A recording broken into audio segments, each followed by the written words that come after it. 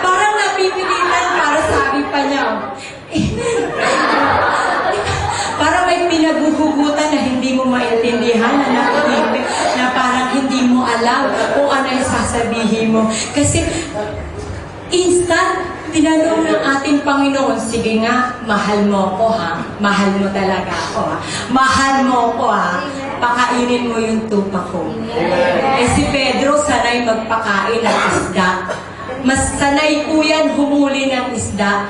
Kaya sanay yan sa pangingisda, sa pagpapakain, literal sa tao. Pero, yung pagpapakain ng spiritual, kaya mo ba, Pedro? Kaya mo kaya, Brother Jerker? God knows all things. So, He is able to guide you correctly. Sabi ko gano'n, matatapos na tayo. Mabilis ano? Mabilis lang talaga to eh.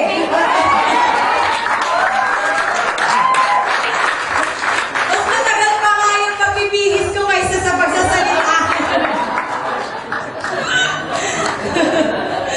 Sabing ganun kanina, diba? Yung distraction sa pamamagitan ng Diyos, ni Satanas, tsaka ng tao. So ngayon, sabing ganun, alam daw ng Diyos because He is able to guide you directly. In what way? Eto na po tayo. Kumapit kayong mabuti. How? Paano? Kasi sabing ganun kanina, to whom shall we go?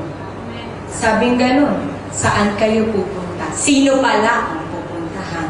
Where shall we go? Eto na po, sasagutin tayo ng ating Panginoon. To whom shall we go? Sino ang pupuntahan namin? Jeremiah 3:15. Basag na sa tenga nyo to.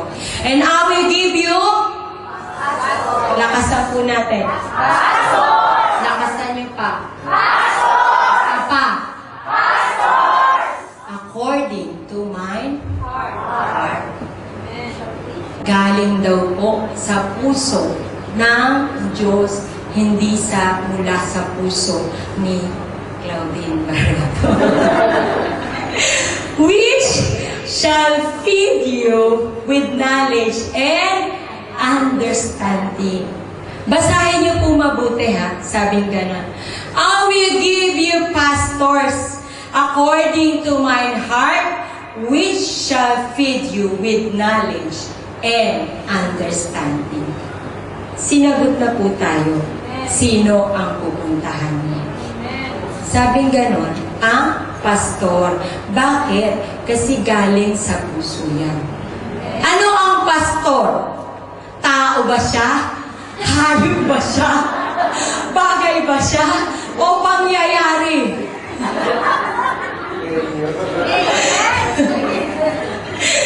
Ang pastor.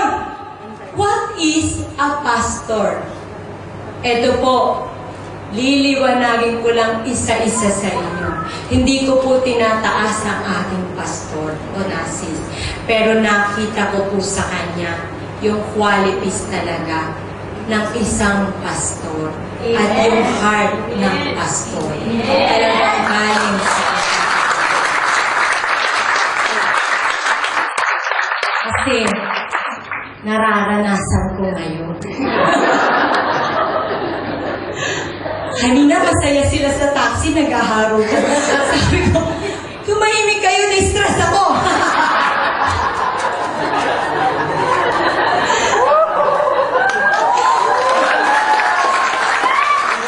Kahit gusto ko maging masaya, hindi ko magawa. Nai-stress ako, kinakabahan ako. Hanggang kanina dyan, nanlalamig ako, malamig na malamig yung kamay ko. Kinikis ko yung kamay ko. Walang lumalabas na init. Sobrang lamig.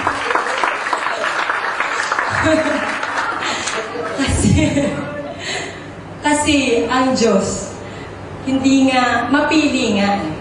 Hindi lahat pwedeng maging pastor dito. Amen. Iisa lang talaga ang pwede. o pwedeng may katuwang ang ating pastor. Amen. Hindi pwedeng teacher ka, tapos gusto mo magpastor. Walang problema doon. Papalitan mo ko kung gusto mo. Dito pa rin. Ako ayoko eh.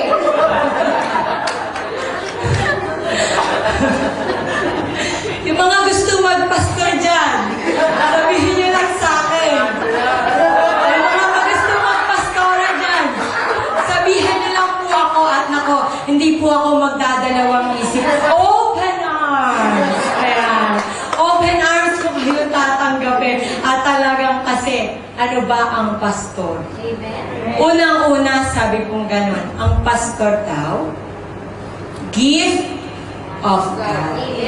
Kasi according to my heart, hindi basta-basta yan. Regalo, may ribbon nga kaya pagdating dito, ino-open siya eh. Amen ba? Kasi gift of God, regalo. Pangalawa, pag sinabing pastor, extension of God.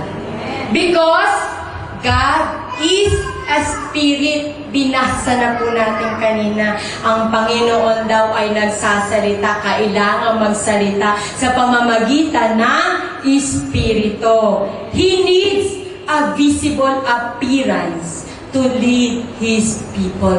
Kailangan po natin ng sir chief. Kailangan natin ng Pastor Onassis kasi hindi na pwedeng bumaba ang ating Panginoon. Baka manginig kayo sa takot pag nagsalita ang ating Panginoon. Pag nagsalita pa nga lang ang pastor, pag nire-review kayo, nagagalit na kayo eh. Naiinis kayo, nabubuisit kayo. Gusto niyong kalbuhin ang ating pastor. What more pa kaya si Jesus Christ na tumayo dito? Ikaw makasalanan ka! Ikaw makasalanan ka! Tatagal ka pa kaya? Walang tatagal. Kaya nga, nagbigay na ang ating Panginoon ng medyo malumanay. Hindi bastos. Amen. Pero malumanay. Amen. Malumanay dahil kasi nandun yung pag-ibig ng ating Panginoon. Ano pa? Pangatlo, God's chosen vessel. Hindi ko na lagay tag. God's chosen vessel. Ayun po pala yung sinabi ko kanina, na kailangan na po ng visible. Kailangan may nakikita tayo. Hindi pwedeng walang mga nakikita. Hindi pwedeng walang tayo makitang Pastor Onassis na gwapo na kala naman talagang matipan. Binibita. Siyempre, kailangan may suporta, di ba? Amen. Ano pa? Pag sinabing pastor, mouthpiece of God. Hindi pwedeng meron tayong makikitang liwanag. Halimbawa, vision, no? Tapos, papakinggan mo lang yung boses ng ating Panginoon. Ano bang malay mo? Baka galing kay Satanas yun. Eh, sabi nga ganun, si Satan din daw eh. Has the power to do it eh. Anong malay mo, yung vision mo na yun, baka narinig mo lang sa asawa mo. Hindi ka na nanaginip, sinasabi lang pala sa'yo. Nang totoo talaga. Amen. Bakit po? Mouthpiece of God to give instruction, to guide us, to rebuke us, to enlighten us, to encourage us. Ano pa? Madami. Kaya mouthpiece, gagamitin ng ating Panginoon ang bibig ng pastor. Panglima, dapat lang nasulat ko. The man on the gap. Amen. The man on the gap, pag sinabing man on the gap, syempre, may gap yan. Amen? Nandito si Jesus Christ, nandito ang mga tagasunod, meron daw kailangan na mediator in times of our troubles and weaknesses. Kailangan merong pumagitna. Kaya nga po, di ba, pag may trouble ka, halimbawa lang po para mas maunawaan natin. Sa Pilipinas, di ba, kunyari, may trouble sa isang barangay. Ang trouble, mga kapatid, ninakawan yung isang tao doon, yung isang siguro medyo may kaya. Tapos napagbintangan niya, yung hindi naman malayo din sa kanya kasi nakikita rin niya. Sino yung nagiging man on the gap? Di ba? Barangay captain. So tayo po mga kapatid, kailangan din natin ng man on the gap. Bakit? Ang duties po and responsibilities ng ating pastor, he prayed for the church. Kitang-kita ko po yan, mga kapatid. Madaling araw yan, gumigising. Ako natutulog na, pero siya nananalangin pa. Galing po yan sa trabaho. Galing po yan, talagang nag-visitation pa yan. Galing po yan, nag-follow up. Pero may oras para manalangin sa church. Bakit po? Siya yung pastor daw, ang pastor daw, getting late in the evening and rising early in the morning just to pray for you. Amen. So hindi po basta-basta mga kapatid. Ang pastor bigay ng ating Panginoon. Ano pa? Ang pastor po preparing spiritual food and feed you. Naghahanda po yan, mga kapatid. Talagang iniisa-isa po niya yung mga reference niya, yung galing sa main church. At hindi lang basta kukuha yan ng lesson. Ano yan? Talagang nandun, magpe-pray po yan, Panginoon, ibigay mo po sa amin yung pagkain ng mga tupa mo. Ibigay mo sa akin yung tamang pagkain para mabusog sila, para hindi na sila humanap pa ng iba. Ano pa? Attending the needs of the sheep. Pag sinabing attending the needs of the sheep, alam niyo po yan, mga kapatid.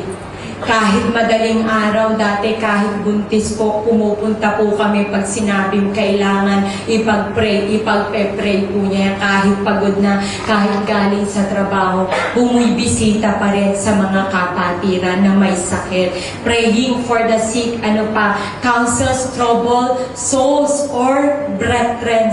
Amen. So yun po, mga kapatid, talaga, nandun po, may time pa siya para sabihan ka, kapatid, huwag ganyan. Hinay-hinay lang. Amen. Ibigkunin muna natin yung wisdom na galing sa ating Panginoon. Huwag muna tayong magdidesisyon basta-basta. Nandun po ang ating pastor, nagiging mediator siya. Hingin muna natin yung kalooban ng ating Panginoon. Hingin muna natin, tignan muna natin, ipag-pray muna natin kung yan ba ang kalooban sa'yo ng ating Panginoon. Amen. Ano pa? He fast for the sheep. Grabe rin po yan, mga kapatid, na mag-fasting. Ako po sasabihin ko, kumain ka na. Sabi ko kasi, napapagod siya. Pero hindi. Ngayon, sabi niya, kumain ka na. Mamaya na ako kakain. Baka hindi ako makapagsalita doon. Kasi kailangan mag-ayuno. Hindi sapat yung isang beses lang na mag-ayuno. Ay, pag may pagkakataon siya, nandun po, nag-aayuno po yan. Para lang sa tupa. Para sa pangangailangan ng church. Para sa pangangailangan ng tupa. Para sa pagkain ng tupa. Ano pa? He watches over you. Tinitignan po niya yan. Hindi pwedeng sabihin mo pumunta ka sa church na to, hindi makikialam ang mediator o ang man of the gap. Kaya nga ginamit ang pastor para pakialamanan ang buhay natin. Para sabihin kung ano ang tama at kung ano ang mali. Kung ano ang makakabuti sa'yo at kung ano ang makakasama sa'yo. Paano pa tinawag naging man of the gap yan kung hindi mo pakikialamanan ang buhay ng mga tupa? He watches over you. Minsan, akala niyo po, chinichismis kayo. Nakapagsalita lang dito ang ating Panginoon. Bakit nasabi yun? Nakapagsalita lang ang pastor. Bakit alam niya yung ano ko, problema ko? Itong si sister, sinasabi siguro yung problema ko kay pastor. Chinichismis pa? Ayaw mo na nga dyan. Kaya ano po, hindi nagkakamali po tayo. Kasi, yung mga kaalaman niyan, nagpa-counsel ka na, hindi na siya yun. Tinatago na siya kaagad ng ating Panginoon. Inaalis yung talino niya. Inaalis si Pastor Onassis at ang mangunguna, ang Diyos.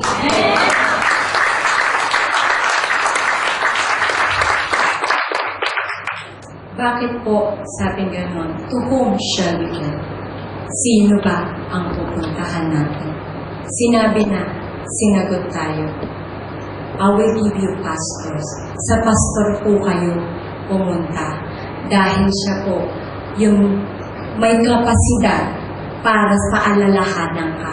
Siya po yung may kapasidad para sabihan ka kung tama pa o mali ang ginagawa mo. Masaklap nga po mga kapatid. Meron po talagang my way na lang. My way na hanggang sa magkabaon-baon na sa utang. Bakit? Hindi nagpa-counsel sa ating Panginoon. Hindi nagpa-counsel sa mouthpiece ng God. Hindi nagpa-counsel sa man on the God. Amen. Kaya anong nangyari? My way na. Kaya yung my way na yun, pinatay po siya ng utang niya. Amen. Nagkabaon-baon sa utang. Minsan, akala natin, sige ako na lang, hindi ko na istorbohin si pastor kasi ang dami na niyang problema. Deception po yun.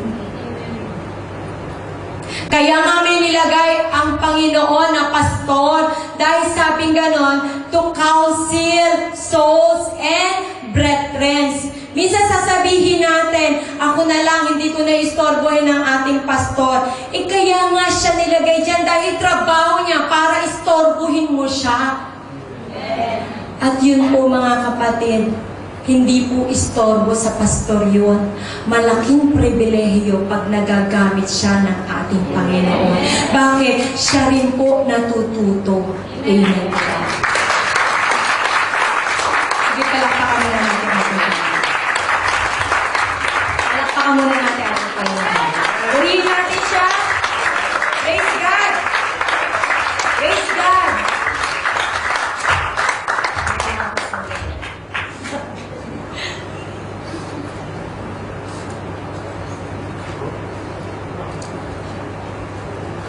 Mahirap na magsalita dito. Tutuyuan ka.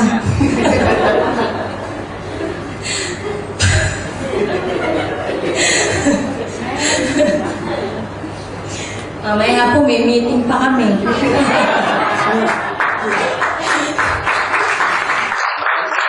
Pero glory to God. Bakit ko po nabanggit ang trabaho ng pastor? Kasi po, nung nagpunta po ako sa Malaysia, mga kapatid, nakita ko po ang kauhawan at pagkaulila ng mga nandun po. Yung mga wala po, nangungulila po sila sa pangangalaga sa kanila, gutom na gutom po sila. Sa loob ng 2 araw, mga kapatid, nung pagpunta ko po last week sa Malaysia, kaya po wala ako dito. At kaya pala, ako rin po yung nagamit ng Lord doon para ma-encourage ako at ma-enlighten pa ako na makatayo dito. Kasi sa akin lang, mga kapatid, pwede ko naman pong ibigay sa Kanya eh. Responsibility niya yun eh. Sabi ng Lord eh. Duties niya yun eh. Hindi ko naman duties yun. Pinasa lang sa akin. Ngayon, wag po kayo magagalit sa akin. Pag nagalit kayo, wag sa akin. Sa Diyos kayo magalit. Hindi naman ako nagsasalita eh. Ang Diyos po eh. Ginagamit lang tayo ng ating Panginoon. Ako po, ayaw po na talagang pag-uusapan yung mga buhay nyo. Pero kaya lang, hindi ko na pag-usapan yung buhay nyo talaga. Wala akong pakialam sa buhay ninyo dahil may sarili po akong buhay. Kaya lang, kailangan sabihan tayo ng ating Panginoon. Nung pagpunta ko po sa Malaysia, napakalaking pribilehiyo pala sa akin. Hindi ko alam na malaking blessing pala yung naghihintay sa akin. Pumunta po ako doon, flight namin, Saturday. Morning, 8:45. So, malis po ako sa amin ng alas 6. Tapos po, yun, punta na kami sa Malaysia. Tapos pagpunta sa Malaysia, 8:45, dire-diretso na po. Dumating siguro kami doon ng bahay sa kanila. Mga 12 o'clock po ng tanghali. Pagdating ng 12 o'clock, so syempre, kumusta, bihis ng konti, gano'n. Meron po kasi kaming prayer and fasting din. Nagtawag po ako kasi magkakaroon ng evangelism doon. Last week, nagkaroon ng evangelism. So doon po mga kapatid, alas 2 nag-umpisa na kami mag-pray. Biro niyo mga kapatid, prayer and fasting, 4 lang sila doon. Plus 2 kami ni Sister Ceci. Lang kami, 6. 3 yung nagturo. Dati kami lang nagturoan. Di ba? 6 lang yun. 3 pa yung magtuturo. So kami nagturoan. Pero napakabuti ng ating Panginoon. Talagang nakita ko po talaga at pinakita sa akin visible eye. Talagang uhaw na uhaw po sila. Kasi magtuturo pa ako, kinabukasan gagamitin pa ako ng ating Panginoon Sunday. Natapos po kami ang fasting, natapos ng mga alas 6. Tapos na po. Alas 7, nagkaroon po kami ng ng pahinga o breaking, kainan po. Pagkatapos po noon mga kapatid, akala makapagpahinga na ako. Hindi pa po pala. Kasi marami pong kulang dun sa church. Sabi ko, Sister, may gagamitin tayong microphone. Ay, wala po. May gagamitin tayo sa sound system. Ay, wala po. Nasaan yung projector? Nandun po sa taas pa. Evangelism po yun. Pero hindi ako tumingin doon. Sabi ko, Lord, okay lang. Importante, may baptismal robes. Nasaan yung mga baptismal robes nyo? Wala po eh. Patay. Sabi ko gano'n. Alas 12 kasi dumating ako, inusisa ako na po lahat eh. Sabi ko gano'n, Sister, total, wala pa naman, naghihintayan pa tayo. Labas po na kayo, bili kayo ng robes natin. Kasi yun ang importante. Di baling hindi nyo ako bigyan ng microphone, importante, robes lang. Kasi evangelism yun. So, yun na po, lumabas sila, nakabili po. God talaga, ang Panginoon, kapag ginusto po niya at plano niya talaga na yung gawain doon matupad, He will provide for Himself. Kasi po, walang microphone pero pinaisip sa kanila nung pumunta sila sa Game Mall na nakapag-provide, bumili sila ng simpleng microphone lang. Tapos walang sound system, nakahiram po sila doon sa kabila sa kakilala nila. Yung laptop nandun na rin naman gamit doon. Yung projector, yun nandun na rin meron din naman. At saka ang Panginoon nagpo-provide talaga. Amen. So nandun na po, alas 12, natapos kami alas 7. Natapos po kami hanggang alas 10. Alas 10 ng gabi, so fellowshipping pa. Akala ko pag-atating na alas 10, pagpasok ko ng kwarto, hindi ko na po ako makatulog. Sa kaba rin siguro. Sa kaba, amen. Hindi ako makatulog dahil nakita ko po talaga, nakita ko 4 lang silang worker. Pero pag sinabi mo na ganito, Sister, kailangan, talagang nandun yung suporta po nila. Hindi ka nila iiwanan. Ipoprovide at ipoprovide nila. Nandun po, inayos nila yung church doon sa baba sa gawain po. Nagising po ako alas 3 ng madaling araw kasi meron nagpe-pray din doon, Muslim. Tapos po, 4:30, nag-pray na po ako. Dire-diretso na po yung 10:30 ang service po namin. Sa habag at awa po ng ating Panginoon, yung 4 na soul na yun, naging 20. Bakit? Nandun po yung heart nila. Yung 4 po na yun, mga kapatid, bago pa po dumating yan, nagdi-DVD lang sila. Umaasa sila sa DVD na yun ang magpapakain sa kanila mga kaluluwa. Umaasa sila sa DVD na yun ang magiging mouthpiece nila. Umaasa sila sa DVD na yun ang magiging man on the gap nila. Umasa sila doon. Nakita ko po yung puso nila, mga kapatid. Talagang doon ako nadurog. Dinurog ng ating Panginoon yung puso ko. DVD, pero nagtsatsaga. Pumupunta dun sa bahay, nakikinig. Kung tutuusin, kung gusto lang nila, pwede silang pumunta sa ibang church. Yung may nakikita sila, yung visible talaga sa kanila na nagsasalita. Pero bakit nagtsatsaga sa DVD? Kasi nowhere to go. Tayo may pastor na dito. Pinapahayag yung salita ng Diyos. Nagsisisigaw dito.